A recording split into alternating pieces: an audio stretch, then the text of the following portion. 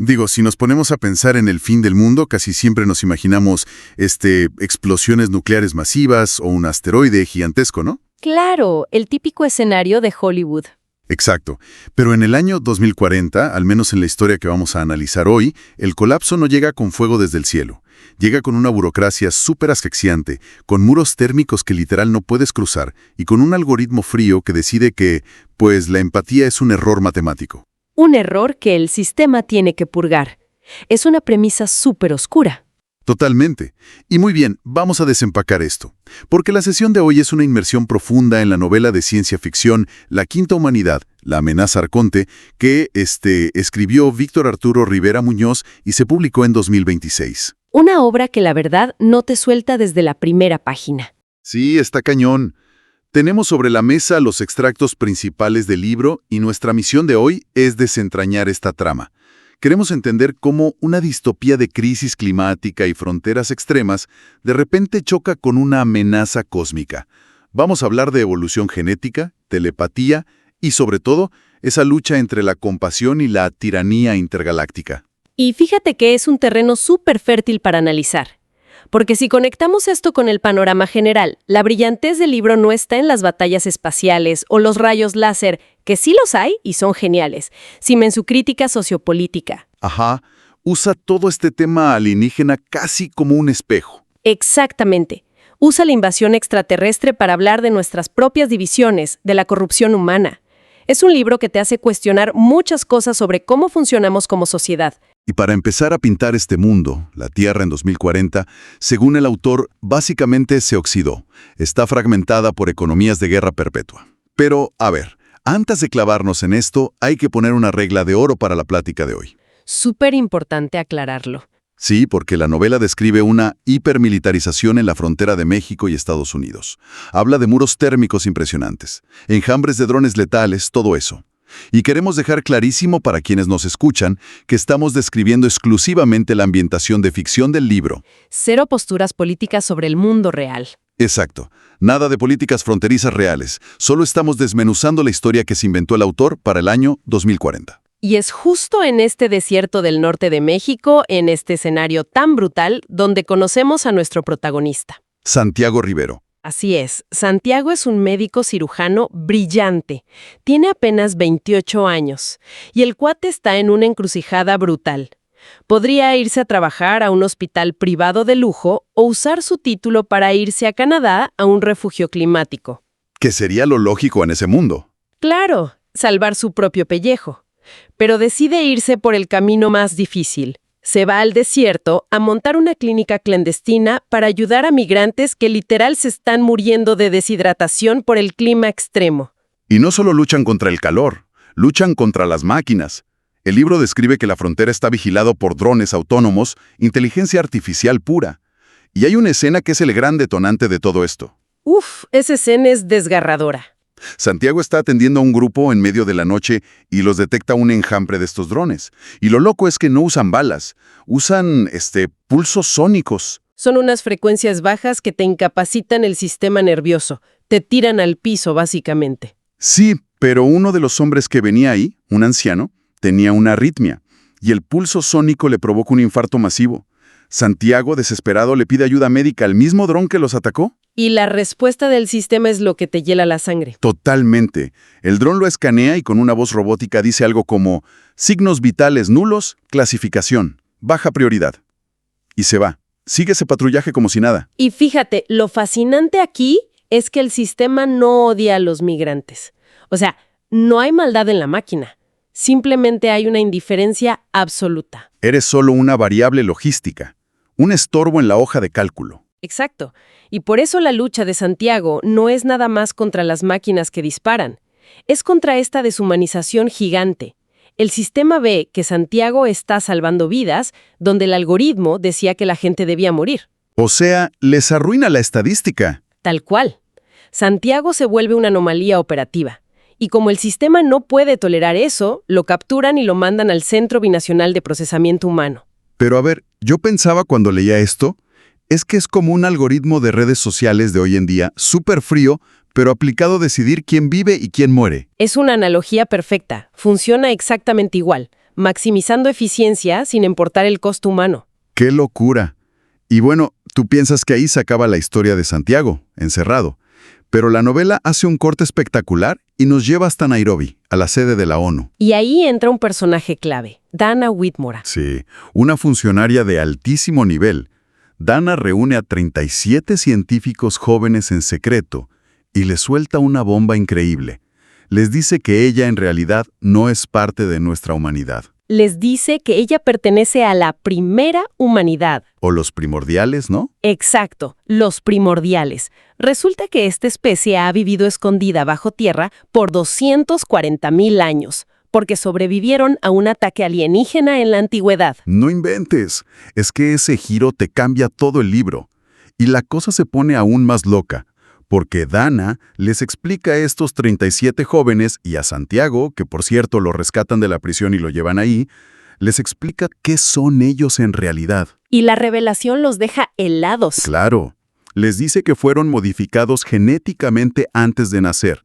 Son híbridos. Sí, la mezcla entre la primera y la quinta humanidad.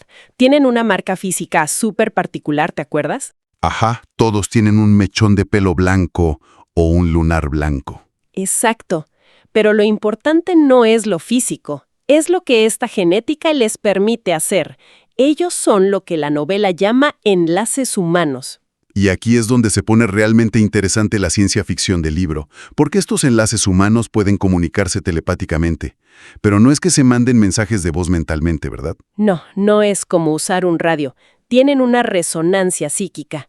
Es una red mental donde no transfieres palabras, transfieres conceptos, emociones crudas. Si tú tienes miedo, yo siento tu miedo al instante. Es como una especie de Wi-Fi biológico súper encriptado. Me encanta esa forma de verlo. Es un Wi-Fi biológico que impide que mientas o que el enemigo intercepte lo que quieres decir. Y los primordiales explican por qué hicieron esto. Dicen que los humanos de la superficie tenemos demasiados idiomas y eso solo fomenta la división. O sea, las malas traducciones, la política, las mentiras. Y fíjate, ellos aseguran que toda esa división lingüística fue un truco que nos implantó el enemigo para mantenernos peleando entre nosotros. ¡Wow! Eso te vuela la cabeza. Y hablando del enemigo, Dana por fin les revela a qué se enfrentan. Y les habla de Narax. Narax es un concepto aterrador. Sí. Yo pensaba que iba a ser una nave nodriza o algo así. Pero Narax es un cuerpo celeste, un planeta errante masivo, como 4 o 5 veces el tamaño de la Tierra. Y orbita cerca de nuestro Sol cada 60.000 años. Y el puro tamaño de esa cosa genera un caos tectónico y climático brutal en la Tierra. Pero lo peor es que la gravedad de Narax abre ventanas gravitacionales. Básicamente portales en el espacio-tiempo. Portales. Y de esos portales salen los verdaderos villanos del libro, los arcontes. Los habitantes de Narax. Sí, son seres colonizadores, como parásitos tecnológicos que van de mundo en mundo cosechando civilizaciones. Pero a ver, su táctica es lo que me dejó pensando. No llegan disparando rayos láser a lo loco. No, son mucho más calculadores que eso. Su táctica principal es infiltrar las sociedades. Se alimentan de algo que el libro llama caquistocracia. Que es un término real, significa el gobierno de los peores o los más corruptos. Ajá, los arcontes exacerban eso. Usan nuestra propia polarización, la paranoia en redes, el egoísmo, para que nosotros solitos destruyamos nuestro planeta desde adentro antes de que ellos tengan que invadir formalmente. Y esto plantea una pregunta súper importante que la novela maneja increíble. ¿Los arcontes nos hicieron así o simplemente son oportunistas? O sea, aprovechan que ya somos un desastre. Exacto. El autor usa a los arcontes como una metáfora gigantísima del egoísmo y la división humana actual. O sea, nos destruimos solos. Y digo, ¿acaso no suena esto aterradoramente familiar? Ves las noticias hoy y dices, híjole, parece que ya tenemos arcontes operando aquí. Totalmente. Y por eso los primordiales deciden que ya estuvo bueno de sutilezas. Tienen un plan maestro para hacer que la humanidad entienda el peligro. Y el plan es agresivísimo. O sea, los primordiales no mandan una cartita a la ONU pidiendo por favor que se unan.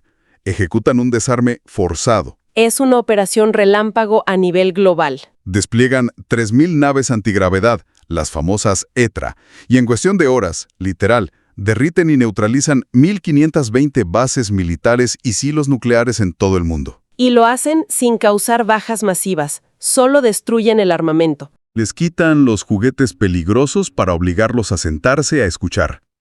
Es como cuando a los niños les quitas algo para que pongan atención. Es una analogía muy buena. Y no se detienen ahí. Secuestran pacíficamente a todos los líderes mundiales. ¡Qué locura!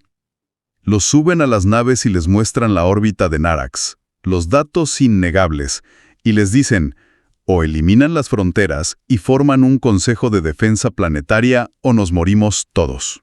Y les ponen una condición brutal. Ese consejo tiene que estar formado por 12 líderes, pero no políticos. Tienen que ser personas con un historial ético intachable. O sea, el mérito y la compasión por encima del poder. Exacto.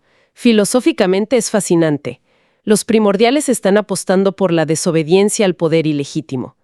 Dicen que un gobierno que te lleva a la extinción no merece existir. Es fuerte, pero en la lógica del libro tiene todo el sentido. Y bueno, en medio de todas estas naves gigantes y políticas globales, la historia hace algo muy inteligente. Nos baja a la Tierra y nos presenta a la doctora Laisera. Ay, Laisera es un personaje bellísimo. Es una médica primordial. Físicamente la describen con los ojos grises y su cabello completamente blanco. Y conoce a Santiago después de un ataque en Nairobi. Y ellos dos representan el corazón de la resistencia. Sí. Hay una escena súper tensa donde Narax provoca un terremoto devastador. Hay gente atrapada bajo los escombros. Y Laisera se conecta telepáticamente con Santiago. Y le enseña a usar su biología híbrida, ¿no? Ajá. Lo guía para que use su energía vital, literal, manipulando la gravedad a nivel micro para mover el concreto y salvar a las personas. Y en ese proceso tan íntimo de salvar vidas juntos, pues se enamoran perdidamente. Y uno pensaría que es el típico romance de película de acción metido a la fuerza. Exacto, yo pensé, ya metieron la historia de amor. Pero no, porque el amor y la empatía de ellos es lo que forma el escudo de resonancia. Ah, claro. Entonces, ¿qué significa todo esto en la batalla? Significa que Laisera y Santiago fusionan las dos humanidades. Los arcontes basan su tecnología en dividir y en el cálculo matemático del egoísmo. Pero Laisera demuestra que la empatía no es una debilidad. Es un escudo literal. Exacto. La voluntad de salvar al otro fortalece una barrera psíquica que protege a todo el planeta. La compasión es una armadura medible y cuantificable. Qué concepto tan bonito y tan poderoso. Pero claro, los arcontes no se van a quedar de brazos cruzados viendo cómo brilla nuestro escudo de amor. Para nada. Se viene la invasión pesada. Y llegamos al clímax. Los arcontes atacan con el Khazrak Mor. Es un coloso biomecánico destructivo inmenso y arrasa por completo con la ciudad subterránea de los primordiales en Siberia, la ciudad de Quirion. Fue una masacre. Y parece que todo está perdido. Pero Santiago tiene otra idea. Lidera un escuadrón suicida para cruzar la ventana gravitacional, el portal. Y van directo hacia Narax. Su plan no es destruir al coloso a balazos, es invertir el flujo del portal. Es una locura saltar a un portal intergaláctico sabiendo que probablemente no vas a regresar. Es de una valentía cinematográfica increíble. Y lo logran. Invierten la gravedad y fuerzan al coloso a ser succionado de regreso a Narax. El impacto es tan fuerte que los arcontes en pánico tienen que detonar un arma en su propio mundo para evitar que se parta en dos. Terminan destruyendo una cuarta parte de su propio planeta. ¡Wow! Pero en el caos capturan a Santiago y lo llevan frente al gran arconte, a Azarix Arcontar. Y este es el momento cumbre del libro. Sí, el gran arconte, que es pura lógica y crueldad fría, le pregunta a Santiago cómo es posible que unos humanos tan frágiles y caóticos los hayan vencido. Y la respuesta de Santiago te pone la piel de gallina. Le dice la frase que define toda la novela. Elegimos amar, aunque eso nos destruya. Es que el gran arconte simplemente no lo procesa. No le cuadran los números. Exacto.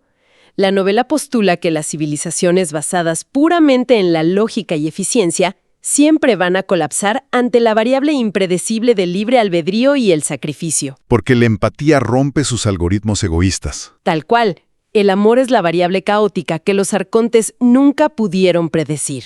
Y bueno, Laisera, demostrando ese mismo amor irracional, no lo deja ahí. Lidera una misión suicida de rescate, irrumpe en el Palacio Arconte y salva a Santiago. Y ahí descubren un secreto horripilante, ¿verdad? Sí, encuentran unas mazmorras inmensas donde había humanos de civilizaciones antiguas siendo usados como baterías biológicas para alimentar las máquinas de los arcontes. Literalmente los drenaban. Los drenaban, pero logran liberar a muchos y escapan de vuelta a la Tierra justo antes de que se cierre el portal. Y regresan a un mundo que está destruido, sí, pero que ahora está unificado, sin fronteras y listos para reconstruirse. Es un cierre perfecto. Y creo que la lección final de todo esto es súper clara para nosotros hoy. Ajá, ¿por qué no trata solo de marcianos malos? Trata de nosotros, el exceso de información que nos satura, la polarización política extrema, la falta de empatía con el vecino. Esos son nuestros arcontes cotidianos. Estamos permitiendo que nos cosechen con nuestra propia amargura. Exacto. Y nos deja la pregunta, ¿qué tipo de liderazgo estamos aceptando en nuestras vidas y comunidades? Porque si seguimos así, pues ya vimos a dónde va la ficción. Totalmente. Pero, oye, no podemos despedirnos sin mencionar ese epílogo que te deja sin aliento. Híjole, ese detalle final está de locos. Porque la Tierra está celebrando, Narak se aleja lamiéndose las heridas. Todo parece paz y esperanza. Pero los sensores espaciales detectan algo más. Sí, allá a las afueras del sistema solar, más allá de Plutón, detectan un pulso de energía oscura. Una señal masiva. Ajá. Resulta que las vibraciones de esta guerra intergaláctica despertaron a una entidad muchísimo más antigua y terrible que los arcontes o los primordiales, algo que estaba dormido en el vacío cósmico. Y te deja con una sensación escalofriante. Porque piensas, bueno, apenas sobrevivimos a los arcontes gracias a que descubrimos la empatía colectiva. ¿Estamos realmente preparados para los verdaderos dueños del universo? O sea, ¿la guerra gigante que acabamos de leer fue solo el prólogo? ¡Qué locura! Es un final brillante que te deja pensando muchísimo. Totalmente. Pues bueno, ha sido un viaje increíble desempacar esta inmersión profunda. Muchísimas gracias por acompañarnos en este análisis a fondo. Nos llevamos reflexiones enormes sobre nuestra propia sociedad y nuestros arcontes personales. Hasta la próxima y cuídense mucho allá afuera.